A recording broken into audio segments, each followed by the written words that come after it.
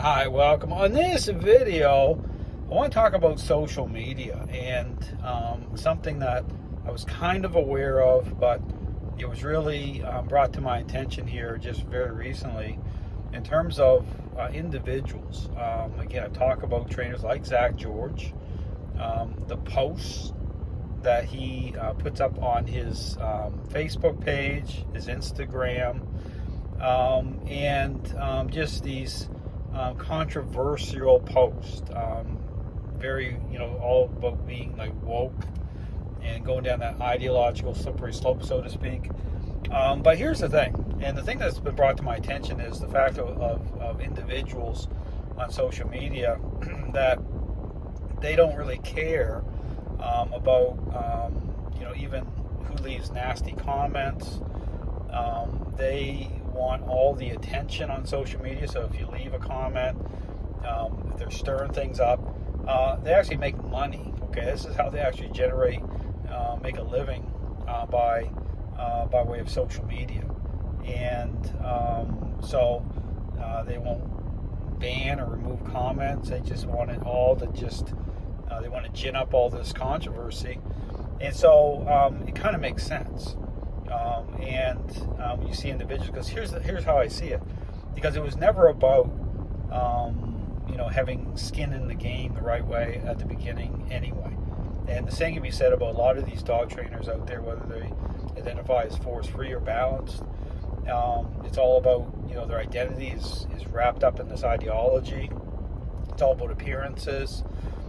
It's all about social media attention, views, and likes. And this is why I talk about dogs are getting the blame. This is, blame shifting has become normalized as part of the culture. And so this is a kind of a multi-layered thing happening here. But when you look at the fact that these trainers never cared to begin with, okay, they never cared about dogs the right way to begin with. So why would anything in terms of just these trainers, what they do on social media that way, why would that be surprising at all? Because the thing is, you have to question their motives with everything they do. I talk about the big lie in the dog training world. So once you embrace the big lie, it, like I said, opens the door up to all of this, everything is happening. So all to say that, when you see the controversy, you see these trainers, what they're doing, their motives for what they're doing are suspect, to say the least. So all to say that, when you see on there people, saying, hey, I'm not going to follow you anymore because of this post you put up about, your woke ideology, they don't care. I mean, he doesn't care, okay? He just wants the attention. It's gotten that bad. So I understand the dog training world is in bad shape. And when you see this, it's just a sad reality of where we're at. And look at it. I mean, it's actually worse than what you even think.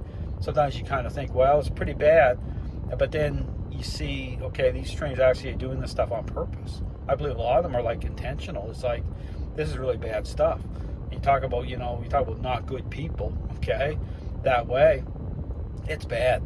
So all to say that, things are bad, things are going to get much worse, but, I would encourage anyone that look around the dog training world is, don't take my word for it, do your own research.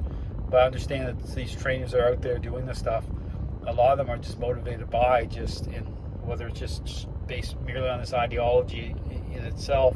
It's very self-focused stuff going on. It's all appearance-based. It lacks depth.